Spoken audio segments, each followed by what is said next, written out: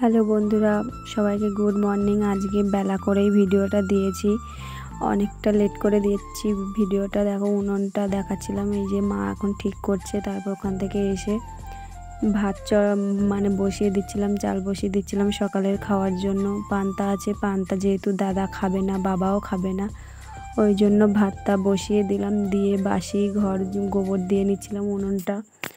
এখন উনুন গোবর দেওয়ার পরে এই যে আমার কিন্তু গোবর দেওয়া হয়ে গেছে, ওদিকে ভাতও কিন্তু ফুটে উঠেছে, এই যে আমি দেখাচ্ছিলাম। তারপরে দেখো এই যে মার কমপ্লিট উনুনটা তৈরি করা, এখনও পুরোপুরি কমপ্লিট হয়নি। তারপরে আমি সকালে রান্না বসিয়ে দিয়েছি। এখন রান্না হবে আলু আর ভেন্ডি, এই কটা চিংড়ি মাছ ছিল, কটা চিংড়ি মাছ দিয়ে ঝোল করা হবে। তাই প্রথমে আমি পেঁয়াজ, লঙ্কা, রসুন এগুলো কিন্তু কষাই করে নিয়ে আলু আর ভেন্ডি এই সবজিগুলো দিয়ে দিলাম। দিয়ে এখন এগুলো কিন্তু কষাই করব। তারপর নুন আর হলুদ তো দিয়েই দিলাম। দেওয়ার পরে এখন তো খেতে হবে, সকালের খাওয়া না খেলে তো হবে না, যেহেতু গরম ভাত করেছি, তরকারি তার সাথে না হলে তো কেমন একটা হয়ে যাবে। ওই জন্য তার জন্য আর আলু সেদ্ধ তো খাবে না, আলু সেদ্ধ খেলে আমার দাদার কেমন একটা হয়, তার জন্য তাই তরকারি করলাম। তারপরে বাসি ঘর ঝাড় দেওয়া হয়নি বলে ওদিকে জল ফুটতে লাগুক, আমি একটু ঝাড়টা দিয়ে নিই বলে চলে এসেছি ঝাড় দেওয়ার জন্য। দাদা আর আমার ঘর তো ঝাড় দেওয়া হয়ে গেছে। তারপরে দেখো এখন ঘর মুছবো। ঘরটা অনেক দিন যেহেতু মোছা হয় না, বৌদি মুছে গেছিলো, তারপরে আর তো মোছা হয়নি, 2-3 দিন হয়ে গেছে, ওই জন্য আমি একটু মুছে দিলাম। দাদা বলছে ঘর মুছে, নাহলে হাঁটতে পারছি না, তাই যে মুছে দিলাম ঘরটা। মোছা হয়ে গেলে তারপরে এখন রান্নাঘরে যাব। রান্নাঘরে যে ফুটে বেশি এখনও হয়নি তরকারিটা।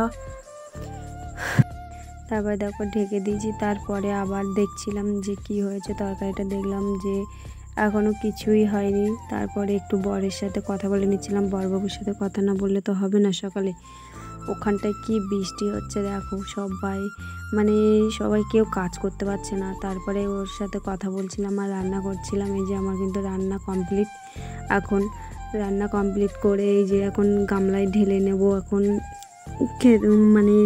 মা তো বাবাকে ডাকছে খাওয়ার জন্য, আমি এখন খাবো না, আমি এখন পুকুর ঘাটে গিয়ে জল নেব। চারায় জল দিতে হবে, এই জন্য বৌদি চারায় জল দিয়ে দিতে বলেছিল। গাছগুলো কি সুন্দর হয়ে গেছিলো, কিন্তু মুরগিতে খুঁড়ে খেয়ে নিয়েছে, তার জন্য আবার রুয়ে দিয়েছি। এখন রুয়ে দেওয়ার পরে এই যে সকালে দেখো মুরগি খুঁড়ে করে দিয়েছে। তারপরে জল দিচ্ছিলাম। তারপর বাবাকে বলছিলাম বলো তো এটা কিসের গাছ, তা বাবা তো বলতেই পারছে না। বাবা বলছে পাথরকুচি গাছ। আমি বলছি ভালো করে বলো, এটা পাথরকুচি পাতা না। তো বলছে কী গাছ, আমি বলছি তুমি শুকে দেখো। তাই একটু কেটে দিচ্ছিলাম, আগা কেটে বাবাকে দিচ্ছিলাম শোকার জন্য। তার বলছে না এটা কারি পাতা। বলছি কারি পাতা, এই গন্ধটা শুকে তোমার মনে হচ্ছে কারি পাতা, তোমার নাক না কি, নাক তো নেই। তারপরে ওখান থেকে সকালে এই যে ভাত খাওয়ার জন্য দাদাকে ডাকছিলাম, দাদা ঘুমাচ্ছিল বলে আমি ওকে বললাম যে চল ভাত খাবি চল। তারপরে আমিও চলে এসেছি এই যে সকালে খাওয়ার জন্য। তারপর বাবাকে বলছিলাম বলো যে কেমন লাগলো তরকারি, তো বলছে একদম ভালো না। আর জীবনে তো কোনো দিন প্রশংসা করেই না, বলছে একটু মিথ্যা কথাই না হয় বলে দিতে পারতে যে ভালো লেগেছে। তো মা বলছে আমি বলছি তাই মার একটু ক্লিপ নিচ্ছিলাম। তারপরে দেখো আমার ছোটো মাসি এসেছে, তাই চেয়ারটা ঘাড়ে করে নিয়ে আসলাম বসার জন্য, ওর সাথে বসে গল্প করব বলে। তারপরে দেখো মা এখানে থালকুড়ি পাতা তুলেছে, ওই বেটে রান্না করবে, তার জন্য এই যে থালকুড়ি পাতায় নাকি ভালো নাকি খেলে, তাই ওই মৌটি মাছ দিয়ে আজকে থালকুড়ি পাতা রান্না করবে বলে। রান্নার দায়িত্ব কিন্তু আমার নেই।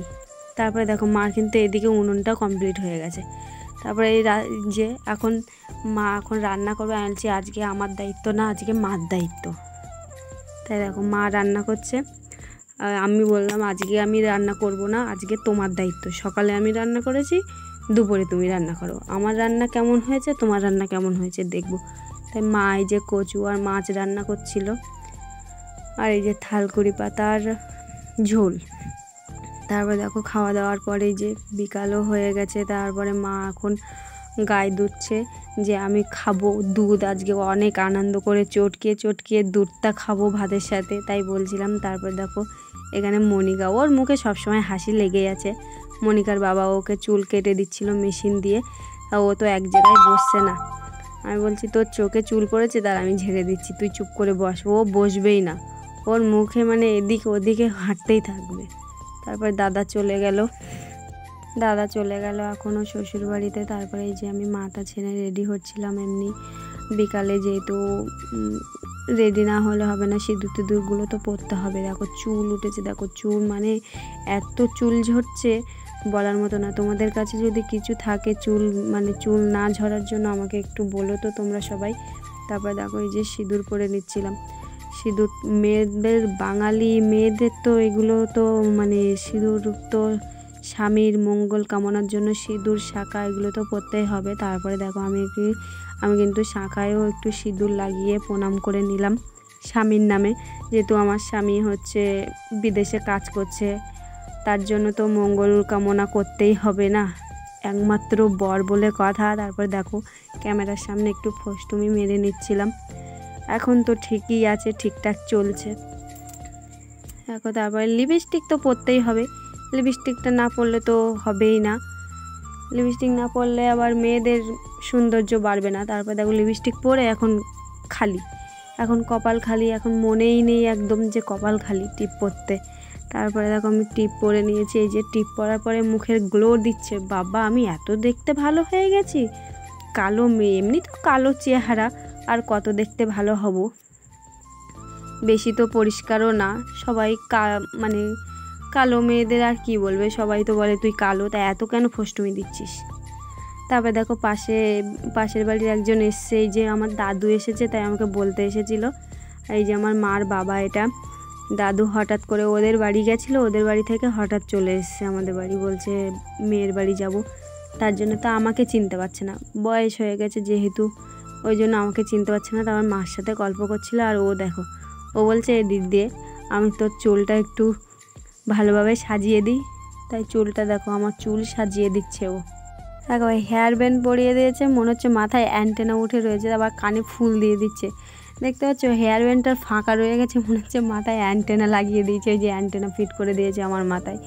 তারপর সব খুলে দিয়েছে, দিয়ে বলছে দাঁড়া আমি চুলটা আগে ভালোভাবে ছাড়িয়ে নিই। তারপর দেখো হেয়ার ব্যান্ড পরিয়েছে, দেখো আমার মাথায় হেয়ার ব্যান্ড পরিয়েছে, ওইভাবে ও চুল নিয়ে ঘেটেই যাচ্ছে সমানে। তারপর আমি বলছি আমার চুলে কিন্তু লাগছে প্রচুর, তুই ওরকম করিস না। তারপর ও বলছে দাঁড়া না তোকে আমি সাজিয়ে দিই একটু ভালো করে। তাই বলছি ঠিক আছে তুই সাজা, দেখি কি সাজাই। তারপর দেখি রাধা সাজাচ্ছে আমাকে, কৃষ্ণ তো নেই বাড়িতে, কৃষ্ণ তো কাজে গেছে, এখন রাধা সাজাচ্ছে আমার। কার সাথে নৃত্য করব, কৃষ্ণ তো নেই, ওই জন্য আমি বলছি কৃষ্ণ নেই তো তুই আমাকে রাধা সাজিয়ে কি করবি বল। তারপরে দেখো ফুল আমার হাতে দিয়ে বলছে ধর আমি একটা একটা করে তোর মাথায় দিই। তারপরে ও এইটা দিয়ে আমাকে প্রপোজ করেছে। তারপর আমি আবার ওকে দিয়ে দিলাম, ও এখন নিয়ে বলছে আমাকে একটু দেখা। তারপর বাজারে যাওয়ার জন্য রেডি হয়েছিলাম, তারপর ড্রেসটা পরে আবার খুলে দিয়েছি একটা সমস্যার জন্য, যেহেতু বাজারে যাওয়া হবে না আজকে, মুডটাও ভালো নেই, মনটা হঠাৎ করে খারাপ হয়ে গেছে, এখন বাজারে যাবই না বাজারে। আর কী কারণে মুডটা খারাপ হয়েছে, কী কারণে কান্না পাচ্ছে সেটা কালকে বলবো, আজকে আর বলবো না। Tata bye.